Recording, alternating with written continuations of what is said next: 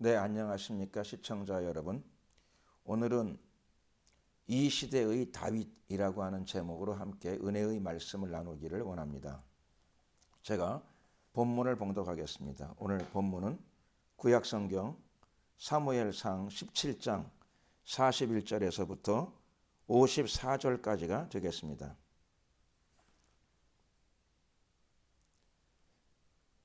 블레셋 사람이 점점 행하여 다윗에게로 나아오는데 방패든 자가 앞섰더라. 그 블레셋 사람이 둘러보다가 다윗을 보고 업신여기니 이는 그가 젊고 붉고 용모가 아름다움이라.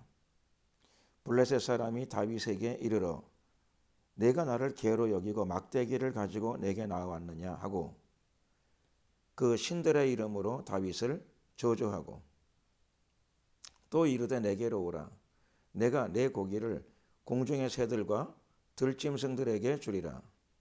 다윗이 블레셋 사람에게 이르되 너는 칼과 창과 단창으로 내게 오거니와 나는 만군의 여호와의 이름 곧 내가 모욕하는 이스라엘 군대의 하나님의 이름으로 내게 가노라.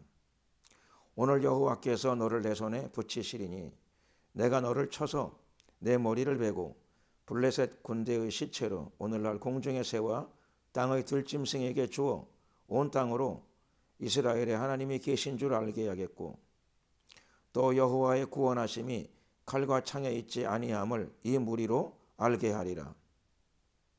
전쟁은 여호와께 속한 것인즉 그가 너희를 우리 손에 붙이시리라.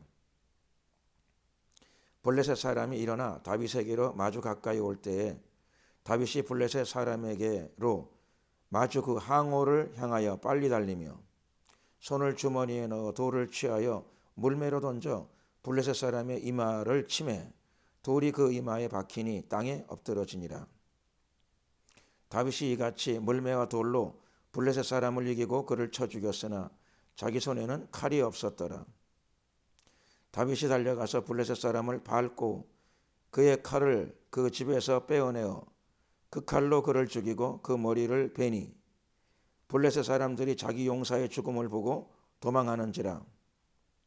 이스라엘과 유대 사람들이 일어나서 소리 지르며 블레셋 사람을 쫓아 가이와 에그론 성문까지 이르렀고 블레셋 사람의 상한 자들은 사하라임 가는 길에서부터 가드와 에그론까지 엎드러졌더라.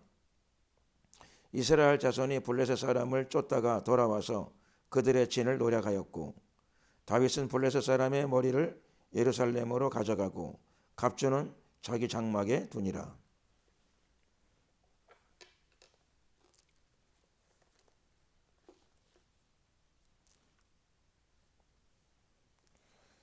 오늘 스토리 유명한 스토리죠. 골리앗과 다윗과 골리앗 이야기라고 알려져 있는 스토리입니다. 이 이야기의 배경은 그 이스라엘 왕국 역사의 초기 시절이었습니다. 초대 임금 사울이 통치하고 있던 시절이었습니다. 그때 블레셋이 이스라엘과 전쟁을 하기 위해 가지고 침략해 들어와 가지고 진을 쳤습니다.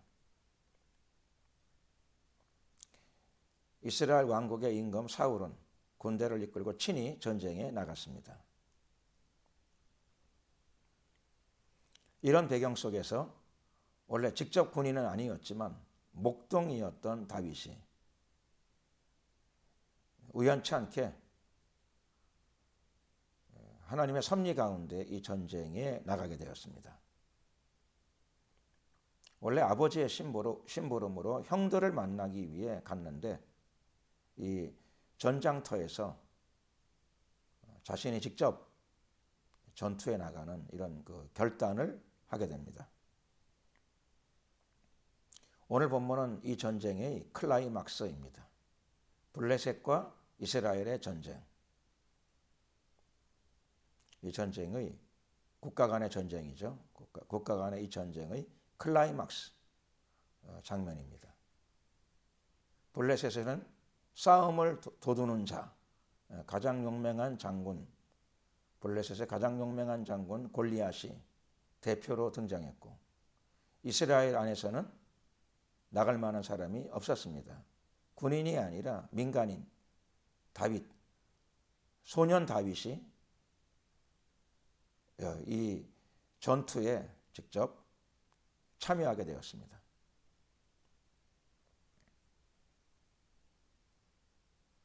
골리앗은 블레셋의 장수였기 때문에 유명한 장수, 어려서부터 싸움에 익숙한 장수였습니다.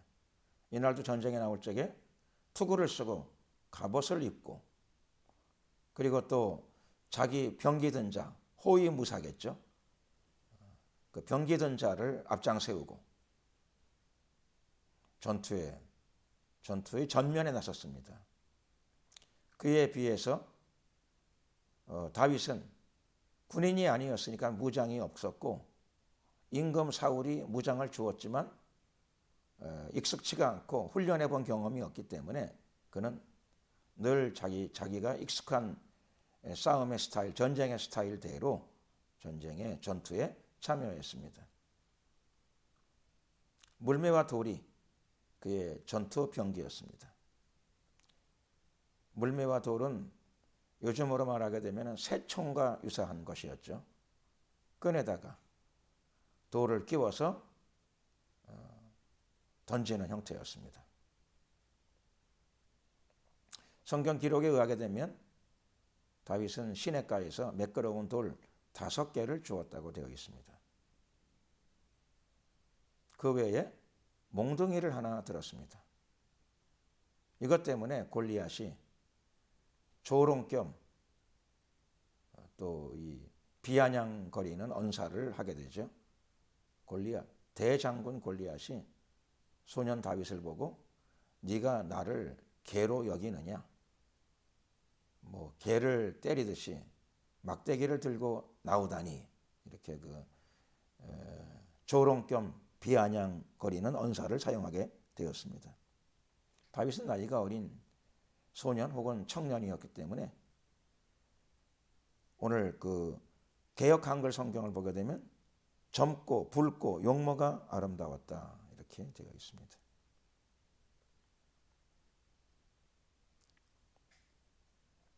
이 전투의 초기 상황은 본문에 나와 있는 것을 유심히 들여다보게 되면은 먼저 골리앗이 이스라엘 국가 전체, 블레셋 전체를 대표해서 나와서 막 1대1 전투가 벌어지는 직전에 골리앗은 다윗에게 이렇게 선포합니다. 그 신들의 이름으로 다윗을 저주하고, 블레셋의 신 다곤이죠. 다곤이라고 불리우는 블레셋의 신, 블레셋의 신의 이름으로 다윗을 저주합니다. 그에 반해서 다윗은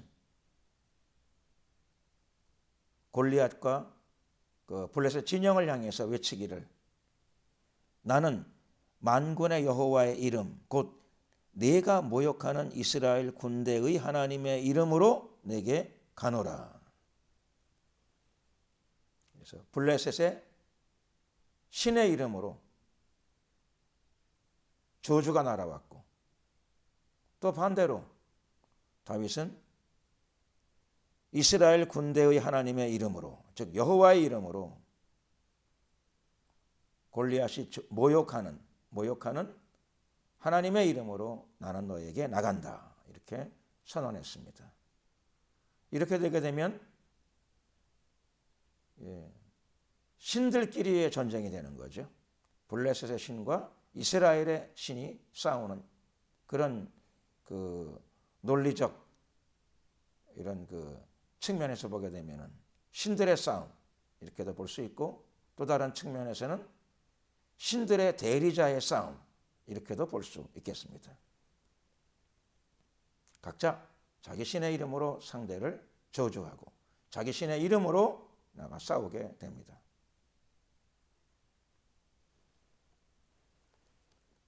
그러므로 이것은 신들의 싸움, 이렇게도 우리가 부를 수도 있겠지만, 다른 측면으로는 영적 전쟁 이렇게도 볼 수 있겠습니다.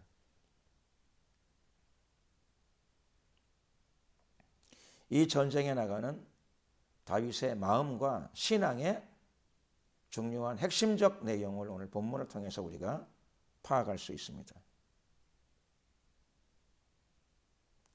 다윗은 골리앗을 향해서 계속 자신의 믿음 혹은 확신을 표현합니다.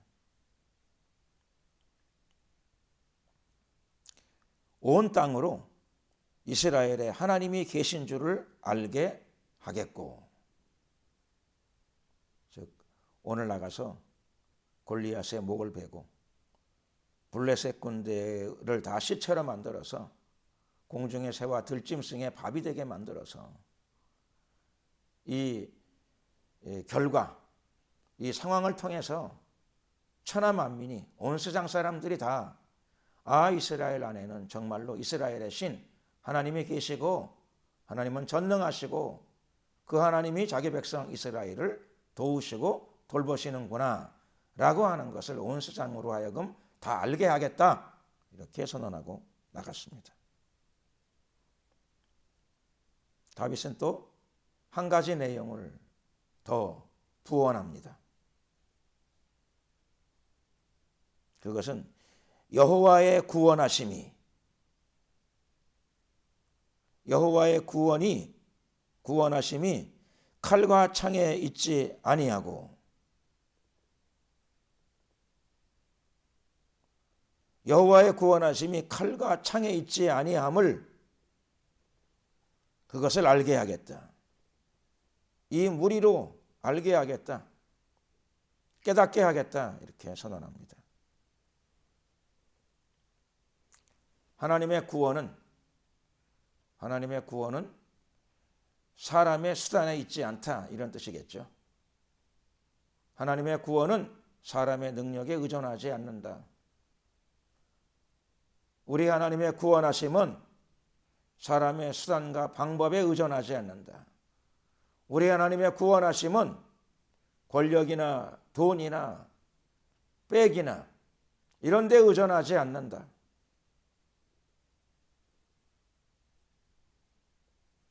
전쟁은 하나님께 속한 것이다, 다윗은 이렇게 선포합니다. 즉 전쟁의 승패는 하나님께 달린 일이다. 하나님은 천지의 창조주가 되시고 우리 영혼의 구원자가 되시고, 그리고 전쟁의 승패도 그것은 하나님이 정하시는 일이다.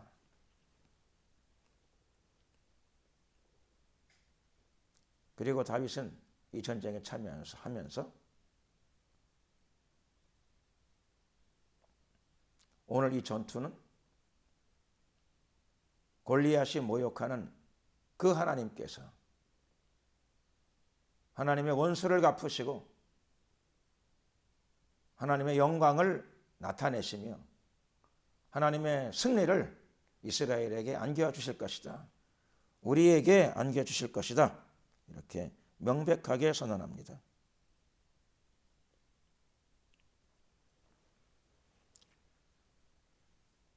선언이 끝나고 선포가 다 마친 다음에 바로 두 사람 사이에 전투가 시작되어졌습니다. 다가오는 골리앗을 향하여 다윗은 빨리 달려나가면서 재빨리 주머니 속에 있는 돌 하나를 끄집어내어서 물매에다가 재우고, 그리고 물매를 그대로 던집니다.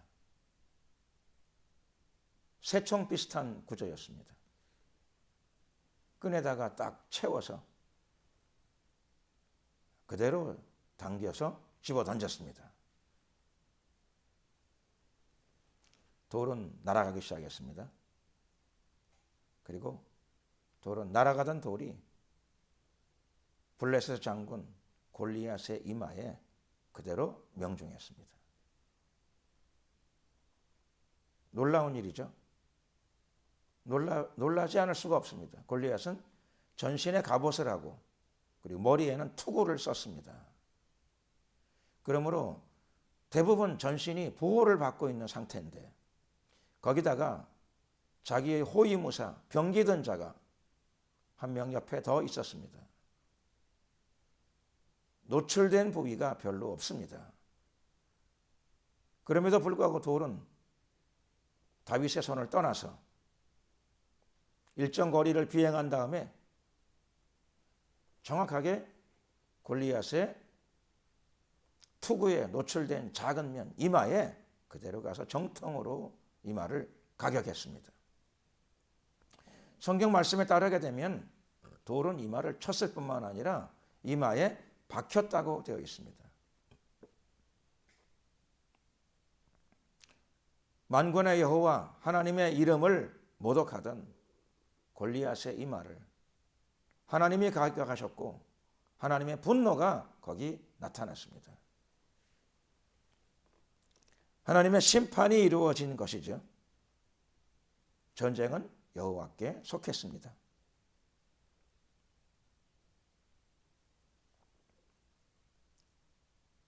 골리앗은 쓰러졌고 아마도 의식을 잃었을 것입니다. 다윗은 전투를 하는 중이지만 불행히도 자기 손에는 칼이 없습니다. 자기가 익숙한 무기 물매와 돌로 이 전투가 치루어졌습니다. 다윗은 용감하고 지혜로운 청년이었습니다. 그뿐만 아니라 다윗은 지혜로운 사람이었습니다. 하나님의 지혜가 그에게 머물러 있습니다. 골리앗이 돌을 맞고 넘어졌지만 주위 사람들은 단순히 의식을 잃었는지 죽었는지 멀리 있는 사람들은 잘 확인이 되어지질 않습니다. 그래서 승부가 났지만 승부가 났다는 것을 만천하에 확인시켜주는 것, 입증시켜주는 것이 또한 중요하다라고 하는 것을 알았습니다. 다윗은 쫓아가서 의식을 잃고 쓰러진 골리앗을 밟았습니다. 자기 손에는 칼이 없었지만 지혜로운 다윗은 목을 베기 위해서 꼭 내 소유의 칼이 필요한 것은 아니라라고 하는 것을 알았습니다. 블레셋의 장군 골리앗은 자기가 준비해서 차고 온 칼이 있었습니다. 그 칼은 이제는 골리앗의 것이 아니라 승리자의 전리품이죠. 다윗은 그 칼을 골리앗의 칼을 칼집에서 빼어서 골리앗의 목을 잘랐습니다.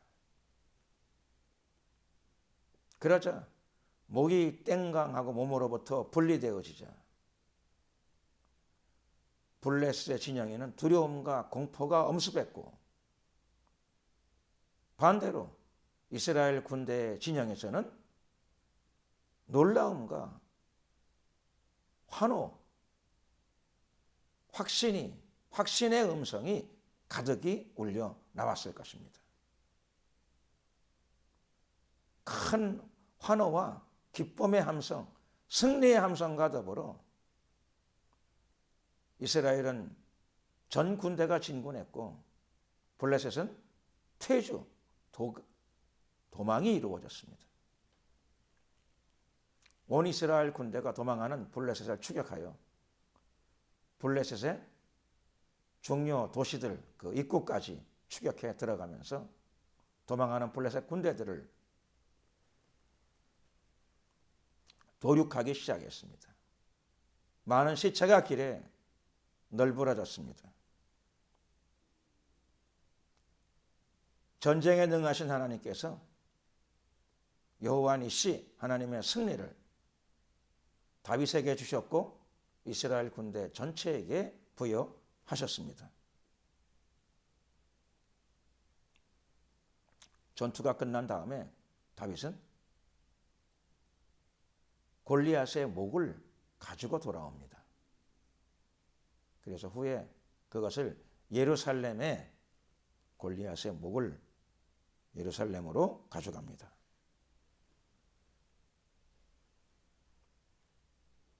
하나님의 승리를 군인이 아닌 일반인들도 다 확인하고 또 일종의 간증이 되겠죠.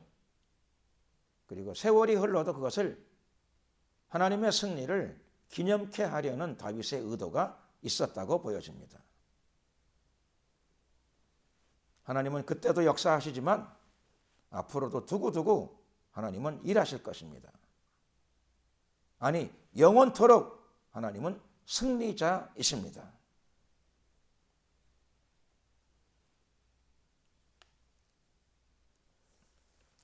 다윗과 함께 하신 하나님,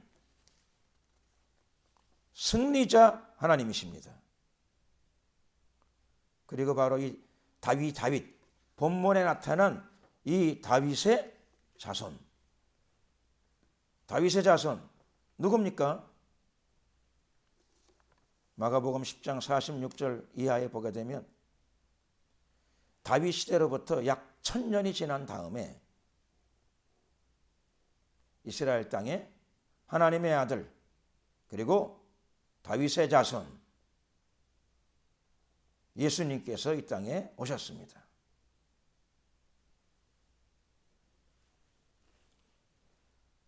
갈릴리 바닷가에, 갈릴리 호숫가에 조그마한 촌동네 나사렛 지방의 목수의 아들로 장남으로 그분은 오셨습니다.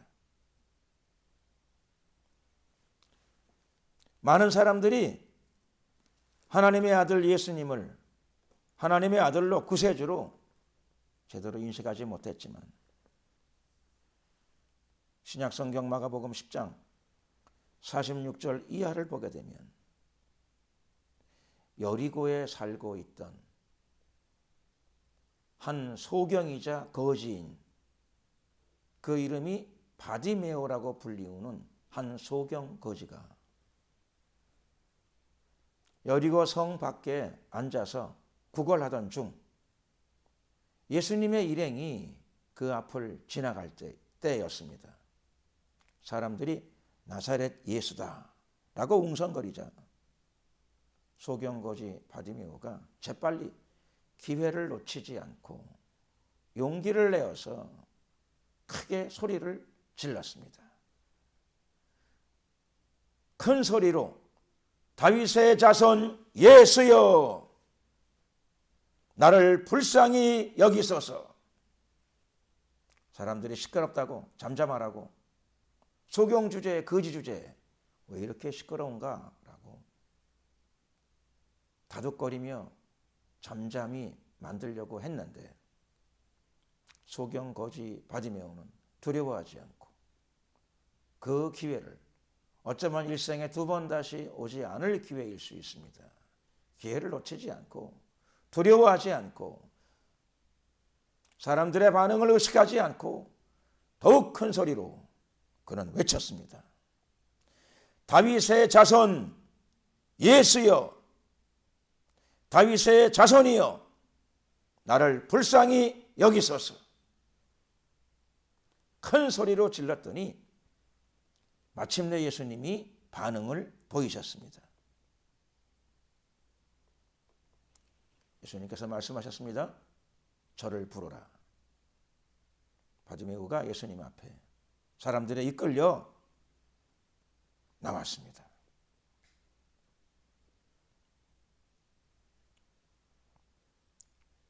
예수님께서 바디메오에게 말씀하십니다. 너에게 무엇을 하여 주기를 원하느냐? 너의 소원이 무엇이냐? 이렇게 물으신 것이죠. 바디메오는 명백하게 한 문장으로 대답합니다. 보기를 원합니다. 예수님이 허락하십니다. 가라. 너의 믿음이 너를 구원하였느니라. 바디메오는 이날 구원을 받았고 바디메오는 이날 치료를 받았습니다. 운명에서부터 해방을 받은 것이죠.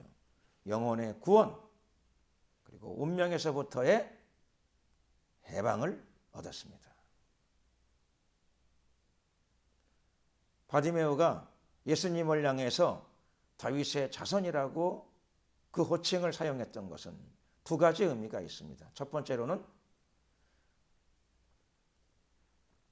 나단 선지자를 통해서 그 옛날 예수님 이전 약 1000년 전에 나단 선지자가 임금 다윗에게 예언하기를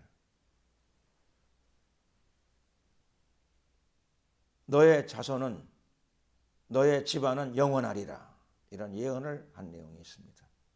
메시아 예언이죠. 즉 너의 후손 가운데서 하나님께서 메시아를 보내실 것이다. 인류의 구세주를 보내실 것이다.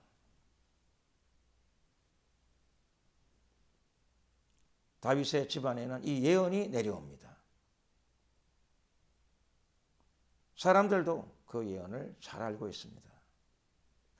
그래서 이스라엘 사람들은 다윗의 자손을 기다렸습니다. 즉 다윗의 자손으로 오실 메시아를 기다렸습니다. 다윗의 자손들은 많습니다. 한두 명이 아니죠. 1000명 혹은 10,000명이 넘을런지도 모릅니다. 그 수많은 다윗의 자손 중에서 누가 메시아입니까? 소경 거지 바디메오가 바로 당신입니다. 당신이 바로 그분입니다. 당신이 바로 예언된 그분입니다. 다윗의 자손, 이렇게 예언된 그 예언을 이룰 분은 바로 당신입니다. 사실 이런 의미를 가지고 소리를 지른 것이죠. 그러니 메시아이신 예수님 당신은 바로 그리스도이십니다. 하나님의 아들이십니다. 말 그대로 다윗의 자손입니다. 그 옛날 다윗은 블레셋의 침략과 공격으로부터 우리를 구원했습니다. 하나님의 능력을 힘입어 골리앗을 물리쳤고 우리를 해방시켜 주었습니다. 이제 다윗의 자손으로 오신 당신께서 나의 영혼도 구원하시고 그리고 나의 이 소경이라고 하는 비참한 운명에서부터 나를 해방시켜 주시옵소서. 나를 불쌍히 여겨 주시옵소서. 요청한 것이죠. 그의 간절한 요청, 용기 있는 요청에 예수님은 즉각 응답해 주셨습니다. 가라, 너의 믿음이 너를 구원하였느니라.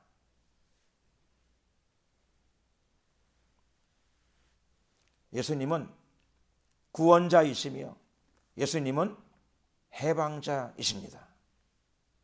마치 그 옛날 다윗처럼 다윗의 자손으로 오신 예수님은 블레셋에서 우리를 해방하는 것뿐만 아니라 모든 죄와 저주와 마귀의 세력에서 저와 여러분들을 이미 구원하신 줄로 믿습니다. 예수님은 이긴 자, 즉 승리자이십니다.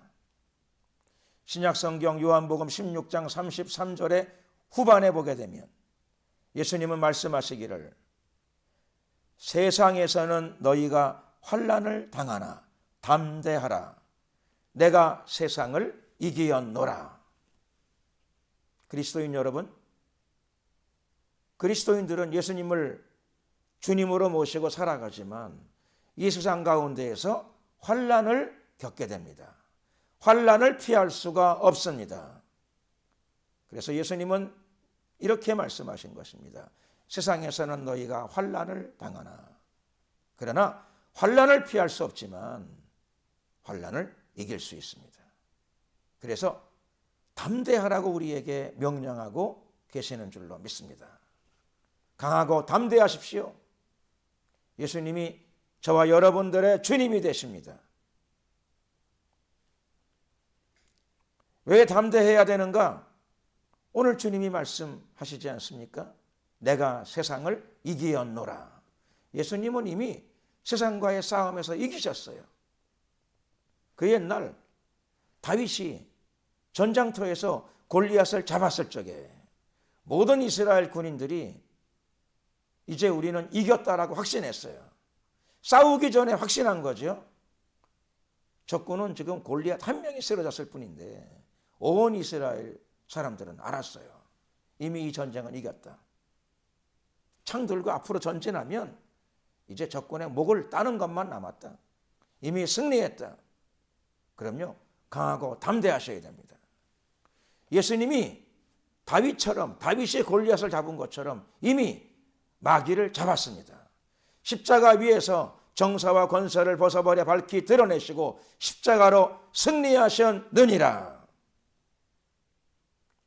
예수님은 이미 마귀가 지배하는 이 세상을 이기셨습니다. 그러므로 저와 여러분도 그 믿음을 가지고 전진해야 됩니다. 예수님은 여러분 모두가 다 이기는 자가 되기를 원하십니다. 요한계시록 3장 5절에서도 예수님 말씀하십니다. 이기는 자는 이와 같이 흰옷을 입을 것이요 내가 그 이름을 생명책에서 반드시 흐리지 아니하고 그 이름을 내 아버지 앞과 그 천사들 앞에서 시인하리라. 이기는 자, 주님과 동행하는 자지요.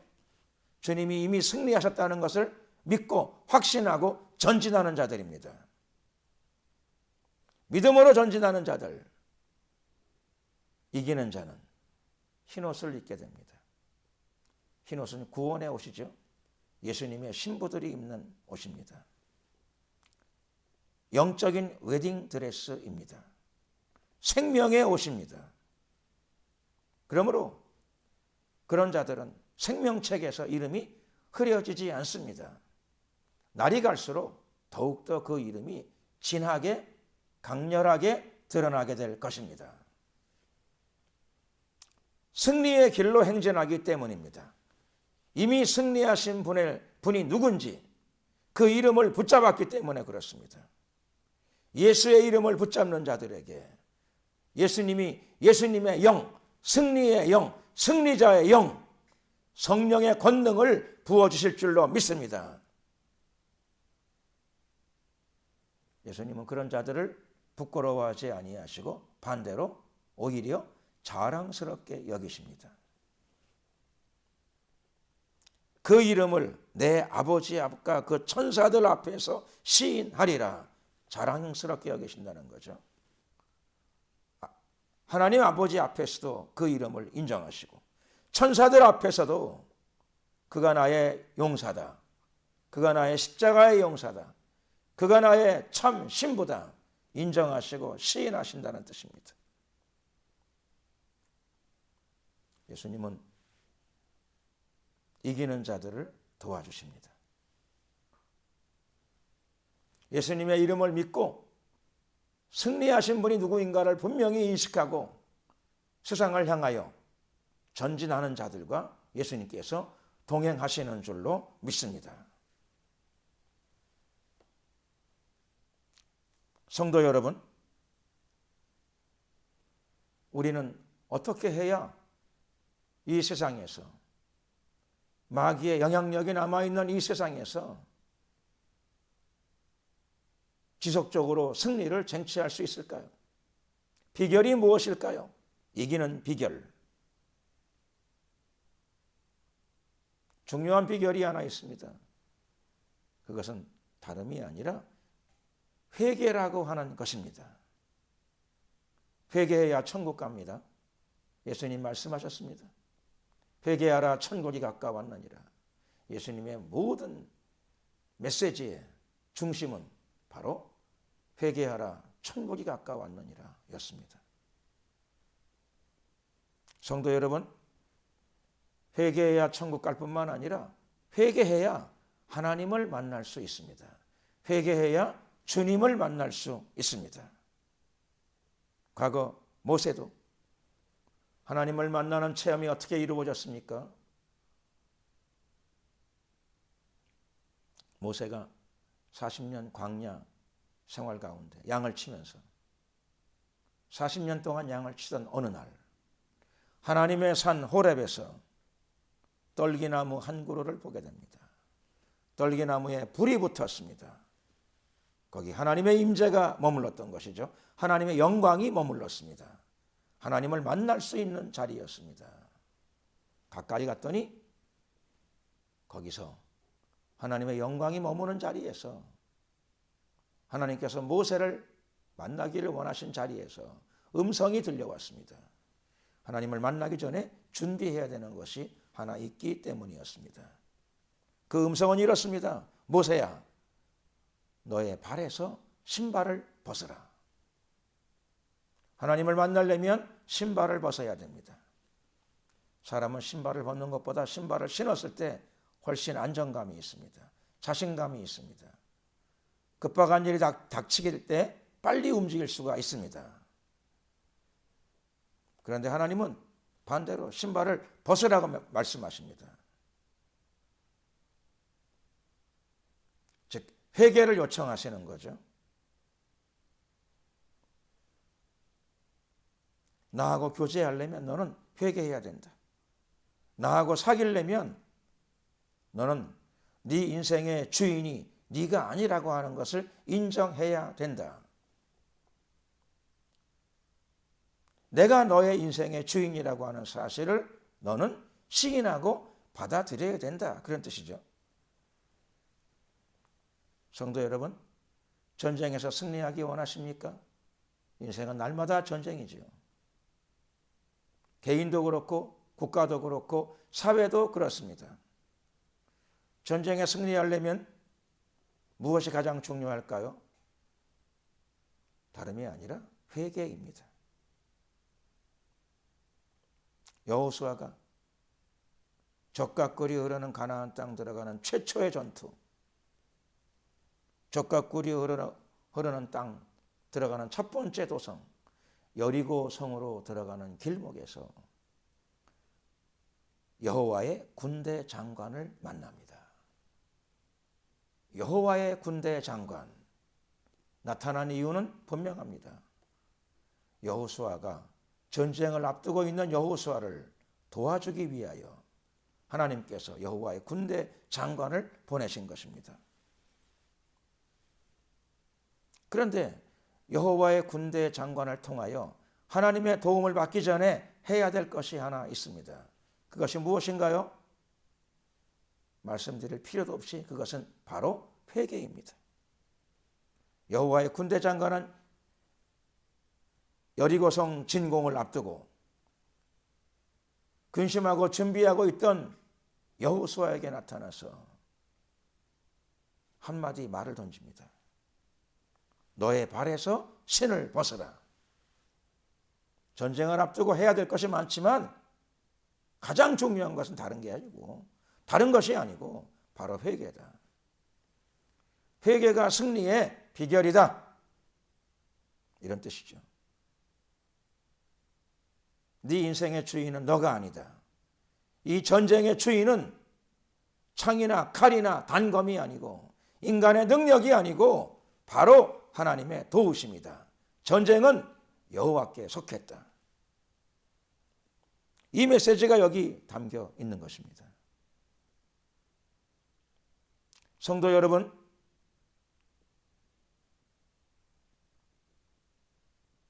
우리는 영적 전쟁에 항상 직면합니다. 그런데 우리는 누구와 싸우는 것입니까? 우리는 무엇과 싸우는 것입니까? 우리의 싸움의 대상이 누구입니까? 이웃집 사람입니까? 앞집 사람입니까?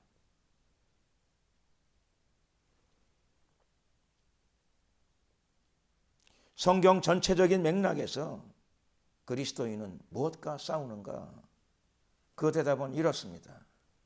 그리스도인은 예수 그리스도의 이름과 그 은혜 속에서 무엇과 싸우는가? 죄와 저주와 마귀와 그 마귀가 지배하는 세상과의 싸움이라는 것입니다.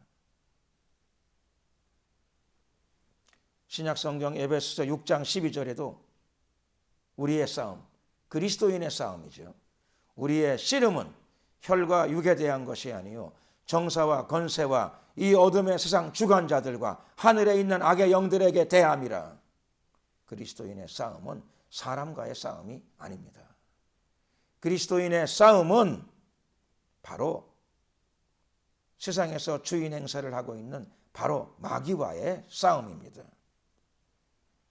이 싸움에서 승리해야 될 줄로 믿습니다. 적을 정확하게 인식해야 되는 거죠. 우리의 적은 사람이 아니라 그 사람 속에 있는 바로 마귀입니다. 우리의 싸움의 대상은 그 사람이 아니고 그 사람을 지배하는, 배후에서 조종하는 바로 마귀의 세력입니다.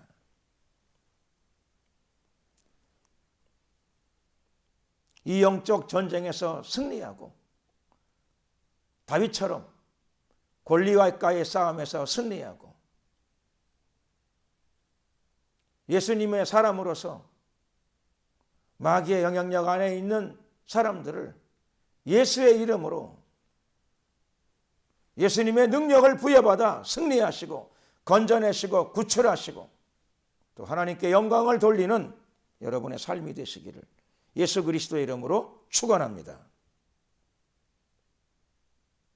끝으로 21세기인 오늘날 현대의 한국 교회의 영적 전쟁의 대상은 구체적으로 우리가 어떻게 파악하고 인식해야 하는가 하는 점입니다. 이 시대에 바로 이 현실 속에서 이 사회 속에서 우리의 영적 전쟁의 대상은 무엇인가? 구체적으로 말씀드리면 첫 번째로 동성애입니다. 동성애와 영적 전쟁은 이 시대에 하나님의 섭리입니다. 하나님의 창조 질서를 거스리는 이 죄악을 인권이라고 부르고 법으로 포장해서 세상을 지배하려고 하는 어둠의 세력들이 작동하고 있습니다. 준동하고 있습니다. 그리스도인들이 영적으로 깨어서, 교회가 영적으로 깨어서 인권의 이름으로, 법의 이름으로 세상을 다스리고 나라를 다스리고 교회까지 지배하려고 하려는 이 어둠의 세력들을 분별하고 깨닫고 대적하고 골리앗을 잡듯이 다윗과 같은 용기와 믿음을 가지고 예수의 이름으로 대적하고 승리해야 될 줄로 믿습니다. 두 번째로는 종교다원주의입니다.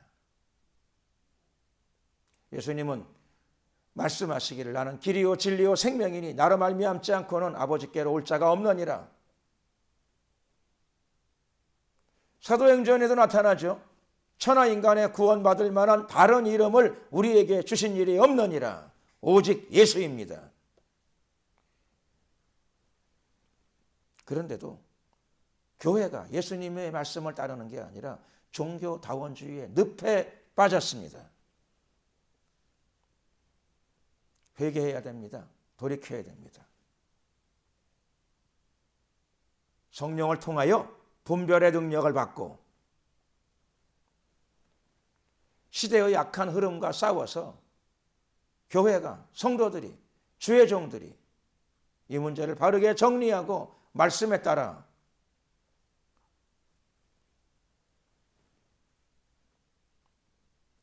이 문제들을 극복하며 헤쳐나가야 합니다. 단호하게 정리하고 해결해 나가야 됩니다. 세 번째, 이 시대에 우리의 영적 전쟁의 대상은 바로 무신론, 유물론, 공산주의입니다. 공산주의는 단순히 하나의 정치 사상일 뿐만 아니라 그 이념의 기본 베이스에 무신론이 깔려 있습니다. 유물론, 물질 중심 사상이 깔려 있습니다. 하나님을 대적하는 사상입니다. 마지막, 공산주의에 출발했지만 공산주의로부터 비롯됐지만 김일성 주체 사상, 주사파들이 갖고 있는 김일성 주체사상은 공산주의를 벗어나서 왕조 사상으로 들어갔습니다. 공산주의를 벗어나서 죽은 김일성은 태양신으로 승격되었습니다. 하나의 종교가 되었습니다.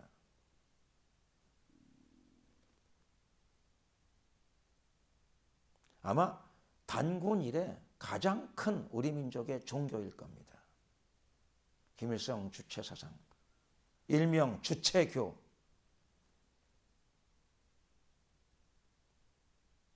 교회가 깨어나서 민족을 김일성 태양신 우상 숭배 종교로부터 구출해야 합니다. 이것이 오늘날 교회가 갖고 있는 시대적 사명이며 영적 전쟁의 중요한 대상입니다. 그러면 이 전쟁을 수행해야 하는 다윗은 누구인가? 라고 하는 점입니다. 다윗이 누구입니까? 이 메시지를 듣는 여러분들이 바로 다윗입니다. 영적 전쟁을 이해하고 참여하는 여러분들이 바로 이 메시지를 듣는 바로 여러분들이 이 시대의 다윗입니다. 여러분들이 일어나셔야 합니다. 이 영적 전쟁, 시대적 영적 전쟁에 참여하는 그리스도인들, 바로 이 메시지를 듣는 여러분 자신이 바로 21세기 예수의 이름으로 다윗과 같은 용기와 믿음을 가지고 예수의 영을 받고 이 영적 전쟁에서 승리하셔야 될 줄로 믿습니다. 예수님이 반드시 여러분들에게 여호와 니시 하나님의 승리를 허락하실 줄로 믿습니다. 아니, 허락하신 줄로 믿습니다. 기도드리겠습니다. 은혜와 자비가 많으신 좋으신 우리 하나님 감사합니다. 예수님께서 이미 십자가 위에서 승리하셨습니다. 우리가 그 승리를 믿습니다. 예수 안에서 우리도 그 승리를 체험하게 될 것입니다. 주님, 승리자의 영, 예수님의 영을 우리 가운데 부어주시옵소서. 죄와 저주와 마귀와 세상과 싸워서 승리하는 예수의 사람들이 되게 하시고 시대적인 사명도 잘 감당하고 시대적인 과제도 잘 해결하고 이 시대에 필요한 영적 전쟁에서도 반드시 승리하는 저희들이 되게 하여 주시옵소서. 한반도를 덮고 있는, 세계를 덮고 있는 동성애의 영, 종교다원주의의 영, 공산주의의 영, 주사파의 영들, 예수 그리스도의 이름으로 완전히 파쇄를 받으라 떠나갈지어다. 예수 그리스도의 이름으로 하나님의 승리가 이 시대에 하나님의 교회 위에, 예수 그리스도의 몸된 교회 위에 충만히 임하게 될지어다. 주여 감사드립니다. 오늘도 이 메시지를 들은 모든 성도들에게 하나님의 능력, 성령의 권능을 갑절로 부어 주시옵소서. 감사드리옵고 예수 그리스도의 이름으로 축복하며 기도드렸습니다. 아멘. 예, 감사합니다.